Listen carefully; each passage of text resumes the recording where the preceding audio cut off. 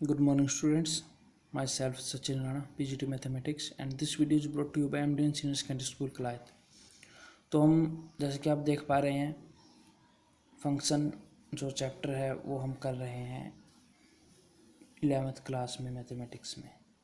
ठीक है, तो जो पिछली वीडियो थी उसमें हमने फंक्शन के बारे में आपको बताया था कैसे आप आइडेंटिफाई करोगे, कैसे चेक करोगे। तो मैंने ये लिख रखा है, दो कंडीशन थी जो हमने कल जो पिछली वीडियो थी उसमें जो हमने एंडिंग की थी वहीं से मैं स्टार्ट कर रहा हूँ। तो फंक्शन में हमने क्या किया था, अगर आपको ध्यान हो मैं एक बार दिखा देता हूँ आपको। ऐसे हमने एक जो डेफिनेशन है वो आपने लिखी थी इसकी। ठीक है, तो इसमें देखिए पिछला जो लेक्चर है ऐसे हमने चेक किए थे फंक्शन। ठीक है, F1 F2 F3, और इससे जो भी निकल के आया था वो मैंने एक ही मतलब 2 पॉइंट्स में उसको मैंने सम अप करके लिख दिया था। अब हम कुछ क्वेश्चंस करेंगे और उससे चेक करेंगे पहले तो कि कोई भी हमें फंक्शन दे रखा है, ठीक है, वो सच में ही फंक्शन है या नहीं है। ठीक है, एक क्वेश्चन देखते हैं। मान लीजिए इफ़ x, y बिलोंग कर रहा है 1 2 3 4 से। ठीक है, अब हमें ये कुछ पार्ट्स दे रखे हैं। जैसे पहला दे रखा है फंक्शन बना दिया एक कि x, y and y is equal to x plus 1। Second में F2 फंक्शन बना दिया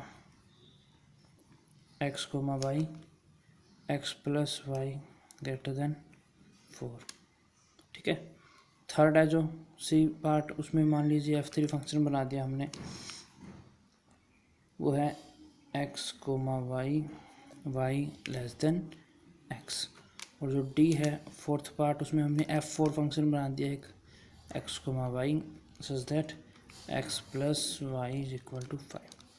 ठीक है, तो ये सारे एक फंक्शन है, आपको ये बताने हैं कि इनमें से कौन सच में ही फंक्शन है और कौन फंक्शन नहीं है। ये F1 F2 F3 F4 है।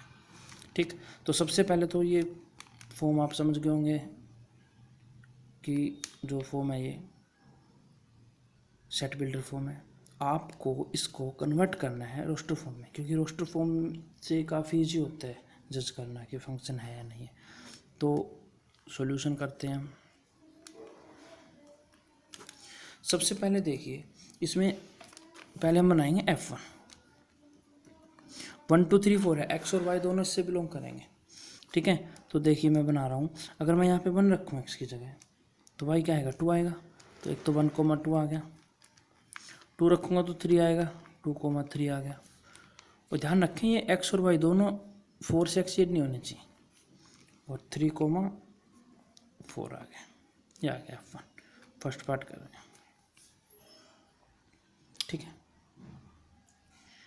अब देखिए भाई जो ये x और y है दोनों बिलोंग कर रहे हैं क्योंकि 1 2 3 4 से। ठीक, तो इसमें अगर मैं बात करूँ एक ऐसे सेट टाइप में बनाऊँ, इसमें 1 2 3 4 आ रहा है, यहाँ भी 1 2 3 4 है। ठीक है, ये हमें यहाँ पे x लिखा हुआ है, मान लिया y, जैसे हमने वहाँ सेट लिया था ये भी। तो देखिए 1 किससे रिलेटेड है 2 से, तो 1 की इमेज क्या हो गई 2, 2 की इमेज क्या हो गई 3, 3 की इमेज क्या हो गई 4। अब देखिए 4 क्या हो गया, 4 की कोई इमेज नहीं है, 4 does not have any image, so we can say that F1 is not a function।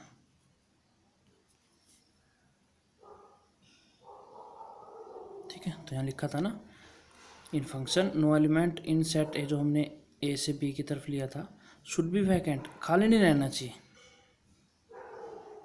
ठीक है, तो अब यहाँ पे तो 4 क्या हो गया वैकेंट ही तो हो गया, मतलब इसकी कोई भी इमेज नहीं है।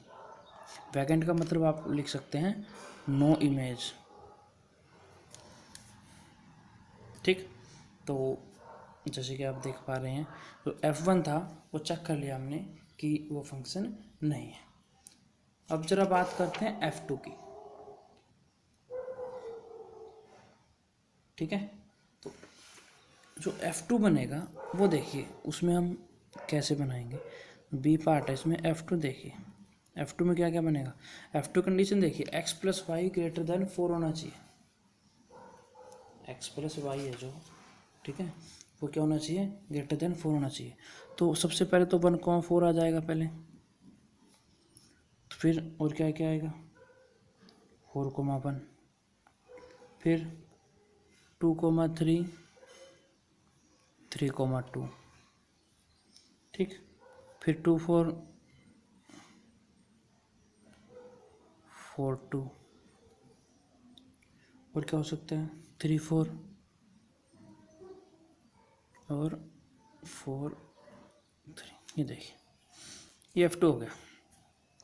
अब बात करते हैं कि क्या ये फंक्शन है, देखते हैं, चेक करते हैं। अगर मैं ऐसे बनाऊं,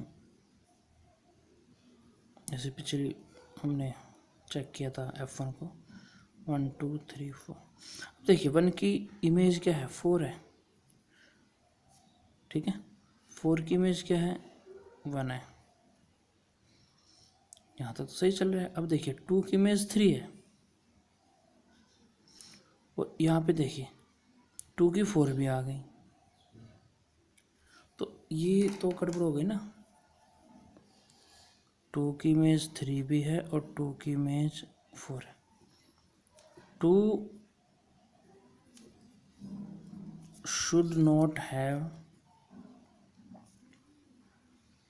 more than 1 image। हमने लिख रखा है ना स्टार्टिंग में, तो स्टार्टिंग का ही पॉइंट देखिए दूसरा, 1 element should not have more than 1 image. किसी भी एलिमेंट की एक से ज़्यादा इमेज नहीं हो सकती। और यहाँ पे क्लियरली दिख रहा है 2 की इमेज क्या है, 3 भी है, 2 की इमेज 4 भी है, ठीक है। आप यहाँ से भी देख सकते हैं 3 की इमेज 2 है और 3 की इमेज 4 भी आ गई। तो हम लिख सकते हैं कि जो F2 होगा, सो F2 is not a function, ठीक है। F2 होगा जो, वो फंक्शन नहीं होगा, ठीक। तो ऐसे आप जो ये C और D पार्ट है, थर्ड और फोर्थ, ये आपको अपने आप करना है, ठीक। अब थोड़ा सा आगे चलते हैं हम,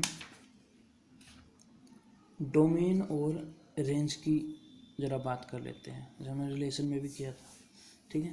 वैसा ही है डोमेन रेंज, ठीक है। तो देखिए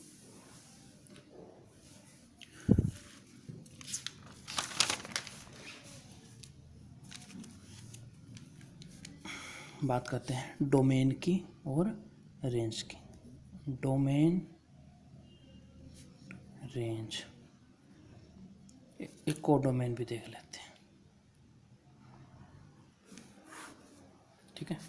डोमेन रेंज और को डोमेन, इसमें देखिए भाई, मान लीजिए ए बी सेट है और इससे एक फंक्शन बन रहा है, तो 1, 2, 3 है यहाँ पे, यहाँ 4, 5, 6, 7 है, ठीक है। अब मैं मान के चल रहा हूँ जैसे 1 की इमेज क्या है 4, 2 की इमेज 5, 3 की इमेज 6, ठीक है।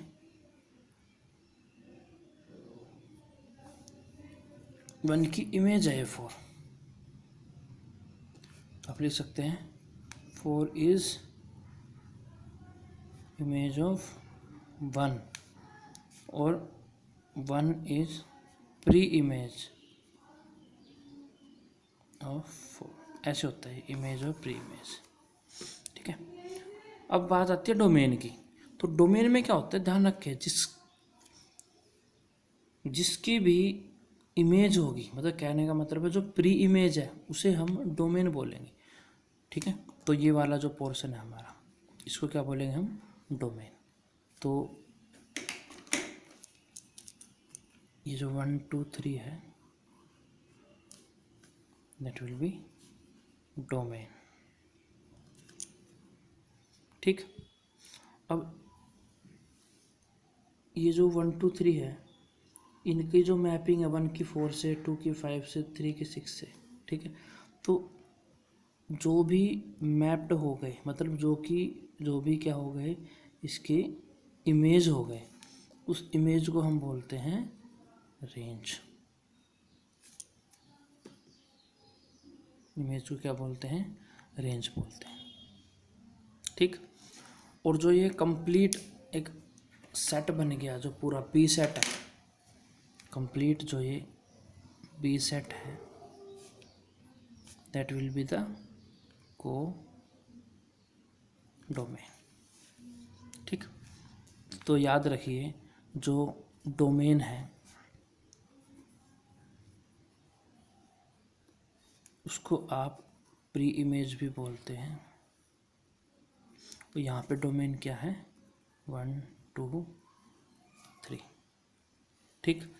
जो रेंज है इसको आप इमेज बोलते हैं, और यहाँ पे इमेज क्या है, 4 5 और 6। ठीक। और जो कोडोमेन है, यहाँ पर कोडोमेन में कंप्लीट आ गए, 4 आ गया, 5 आ गया, 6 आ गया, 7 आ गया। ठीक है। अब कुछ बच्चे सोच रहे होंगे कि सर यहाँ पे तो 7 खाली रह गया, आपने तो बोला था कुछ भी वैकेंट नहीं होना चाहिए। आपने भी कुछ हद तक सही सोचा है और मैंने भी सही बताया था, वैकेंट नहीं रहना चाहिए, लेकिन कहाँ पर, इधर वाले पोर्शन में मैपिंग हम जिसकी कर रहे हैं, मतलब जो हमारा प्री इमेज वाला कॉलम है या पहला सेट है, उसमें वैकेंट नहीं रहना चाहिए। यहाँ पे तो रह सकता है, यहाँ पे तो रह सकता है, कोई दिक्कत नहीं है। यहाँ पे खाली नहीं होना चाहिए, अगर यहाँ खाली हो जाता तो ये फंक्शन ही नहीं बनता। ठीक है। तो आई होप आपको समझ में आ गई होंगी ये चीज़ें।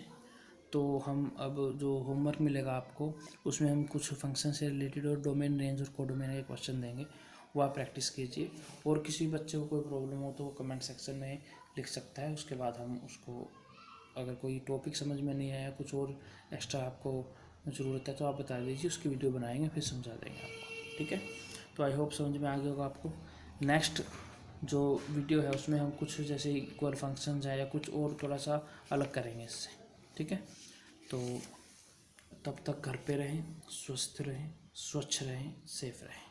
ठीक है। तो मिलते हैं नेक्स्ट वीडियो में। Thank you very much.